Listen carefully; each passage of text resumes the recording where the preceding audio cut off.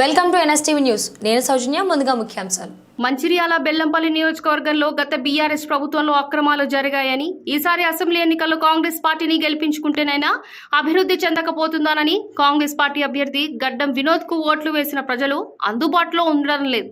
ఎన్నికల సమయంలో బెల్లంపల్లిలో ఇల్లు కట్టుకొని ఉంటానని, ప్రజల సమస్యలను ఎప్పటికప్పుడు పరిష్కరిస్తానని నమ్మబలికిన గడ్డం గోవింద్ బెల్లంపల్లి నియోజకవర్గానికి చుట్టం చూపుగా మారారని ప్రజలలో భిన్న వాదాలు వినిపిస్తున్నాయి. ఎమ్మెల్యే గెలిచిన నాటి నుంచి నేటి వరకు చుట్టం చూపుగా మారిన ఎమ్మెల్యే గడ్డం వినోద్ ఢిల్లీ చుట్టూ మంత్రి పదవి కోసం ప్రదక్షిణ చేస్తున్నారు.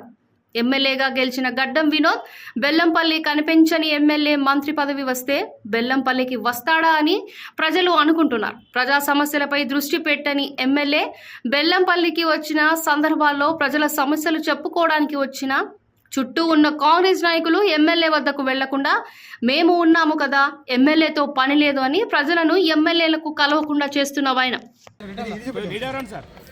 మా బెల్లంపల్లి నియోజకవర్గ ప్రజలందరికీ పేరు పేరున చేతులు జోడించి నమస్కరిస్తూ మీరు ఇచ్చిన ఆశీర్వాదాన్ని, మీరు చేసిన ఎక్స్పెక్టేషన్ని 100% అని ప్రమాణం చేసిన దాన్ని నిలబెట్టుకోవడానికి ప్రజలకు మళ్ళొకసారి